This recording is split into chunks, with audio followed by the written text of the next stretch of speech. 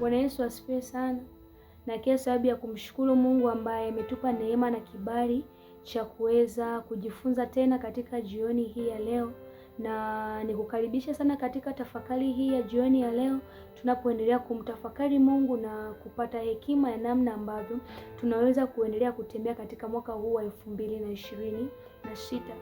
Sasa nilitamani tujifunze kitu kimoja kwa ufupi. Kichwa cha somo kinasema simama katika zamu yako. Bwana Yesu asifiwe sana. Kichwa cha somo kinasema simama katika zamu yako, na tutalifaa neno la Mungu kutoka katika kile kitabu cha Habakuki 2:1. Na Habakuki anasema ya kwamba nitasimama katika zamu yangu ili niweze kuona, niliweze kusikia atakachoniambia juu ya kulalamika kwangu.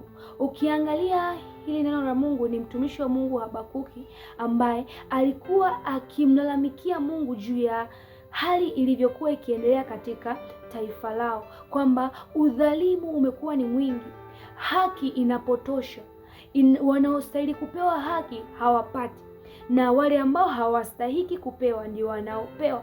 Kwa hiyo akawa anamlalamikia Mungu, lakini at the end, mwisho wa siku akaja kushangaa na kutafakari kwamba mbona kama hivi ninavyolalamika majibu siyapati, mbona kama hii namna ambayo ninatumia kuomba majibu siyapati.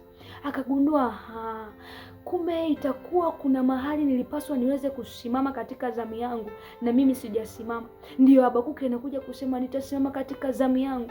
Kwa nini nisimame katika zamu yangu? Ninasimama katika zamu yangu ili niweze kuona kile Mungu atakachoniambia juu ya kulalamika kwangu. Na unaona, baada ya Habakuki kusimama katika zamu yake, tayari Mungu alimsemesha na akajibu yale malalamiko yake kama jinsi ambavyo Habakuki alitegemea. Sasa katika maisha yetu tunayoishi na tunavyoendelea kuishi, especially katika mwaka huu 2026, hebu tamani sana kutembea katika majira ya Bwana. Tamani sana kutembea katika zamu yako. Simama katika zamu yako. Kuna wakati tumeacha kujiombea tukitegemea kwamba wapo watu ambao wanatuombea. Kuna wakati tumeacha kusoma neno tukiamini ya kwamba mchungaji kanisani yupo, ninapeleka zaka, ninapeleka sadaka, napeleka fungu la 10. Kwa hiyo wakati mwingine tumejiona ya kwamba sina haja ya kuomba, lakini kumbuka ya kwamba mwenye uwezo au ambaye anatakiwa kusababisha hatima ambayo Mungu ameiweka ndani yako itimie, sio mchungaji wako, wala sio mama yako, wala sio baba yako, bali hilo jukumu ni la kwako mwenyewe. Ndio maana Habakuki anasema kwamba nitasimama katika zamu yangu.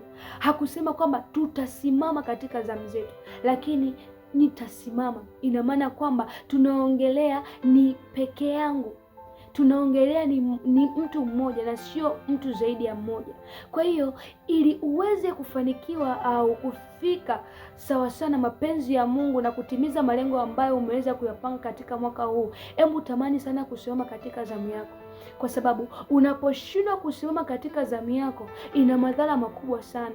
Na ndio maana hata ukiangalia katika kazi, kwa mfano kama kazi za ulinzi, katika kazi za ulinzi ni unakuta katika mashirika mengi walinzi huwa wana mtindo wa kugawana zile shift, ambapo utamkuta mwingine anakuja asubuhi mpaka jioni na kuna mwingine anayekuja kuunga kuanzia ile jioni mpaka asubuhi.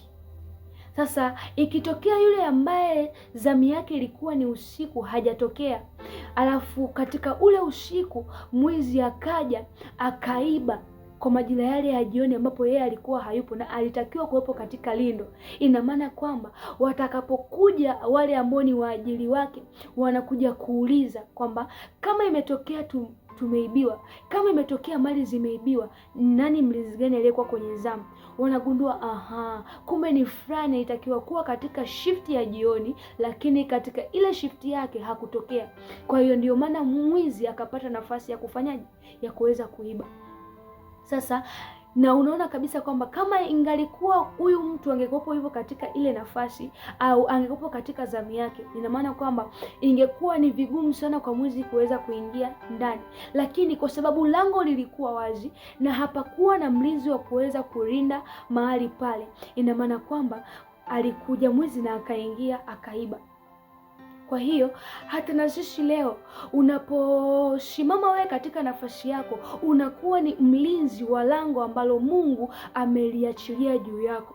Unaposimama leo wewe katika nafasi yako, unafanyika kuwa mlinzi wa mwaka 2026 wa hatima yako, kwa sababu kitu chochote kisicholindwa ni rahisi sana kuweza kupotea au ni rahisi sana kuweza kuharibiwa. Lakini kama kitu kinalindwa, ina maana kwamba usalama wa kile kitu kuendelea kuwepo ni wa uhakika. Kwa hiyo hakikisha ya kwamba unatembea katika 2026 unatembea kwa kusimama katika zamu yako. Usitegemee ndio watu wengine wakusimamie, usitegemee maombi ya watu wengine ndio ya kulinde, lakini jitahidi sana kuweza kutembea kwa miguu yako mwenyewe. Ukiangalia katika nyaraka za Paulo, anasema kwamba nilipokuwa mtoto nilisema sawa na mtoto, nilikula sawa na mtoto, nilitembea sawa na mtoto, lakini sasa nimeshakuwa. Bwana Yesu asifiwe sana.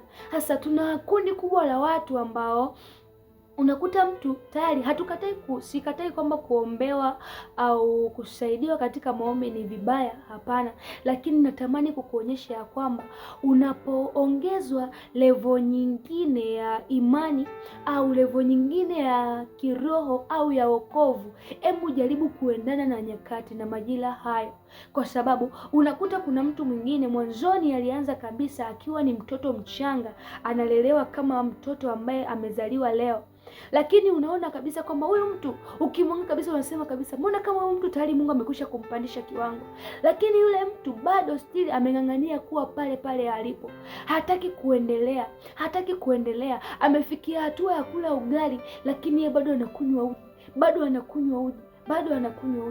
Kwa hiyo Mungu anapokuongeza kiwango kingine, hebu jaribu kutembea katika ile neema kwa kuongezeka. Usimame katika zamu yako, ujiombee.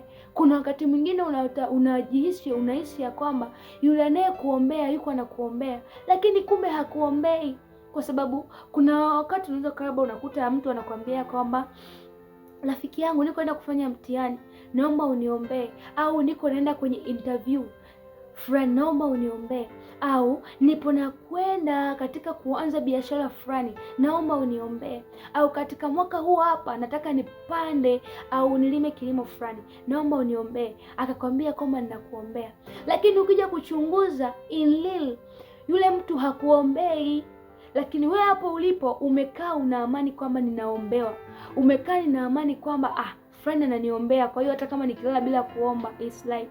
Jamani, Biblia inasema kwamba usidanganyike, Mungu hadhihakiwi. Chochote upandacho mtu ndicho atakachokivuna.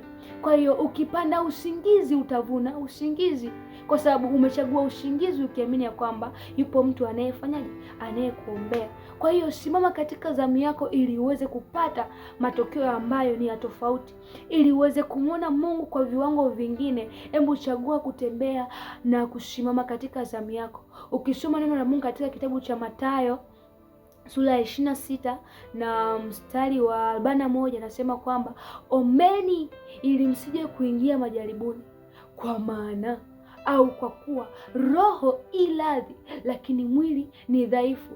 Roho zetu zinaye shauku ya kumtaka Mungu zaidi, roho zetu zinaye kiu na Mungu zaidi, lakini mili inatukatalia.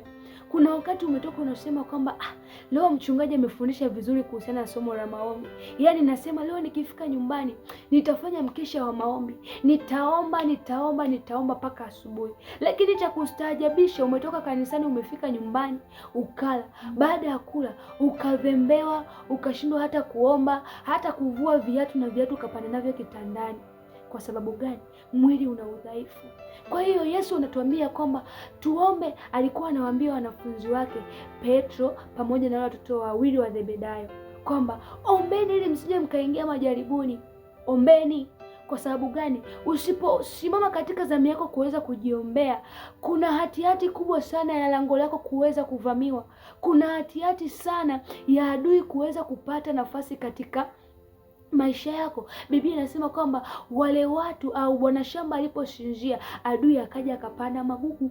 Adui alikuja kupanda magugu wakati gani? Wakati ambapo wamelala. Kwa hiyo na wewe unapolala, unaposhindwa kusimama katika zamu yako, ina maana kwamba unatoa nafasi ya shetani kuweza kuingia katika maisha yako.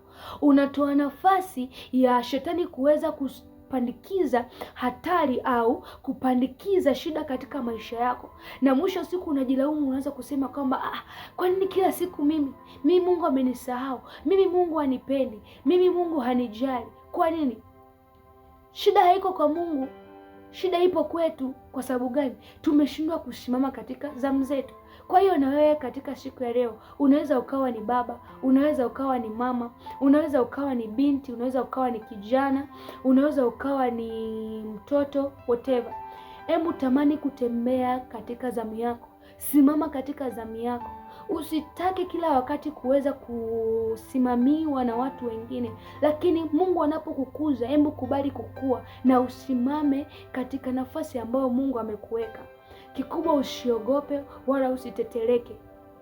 Neema ya Mungu ikulinde na ikusaidie zaidi kuweza kusimama katika zamu yako, kwa sababu mwili ni dhaifu, lakini roho ina utayari. Kwa hiyo ili uweze kuyatenda ya rohoni, ili uweze kusimama katika roho ambayo yenyewe iko tayari, ni lazima neema ya Mungu iwe juu yako.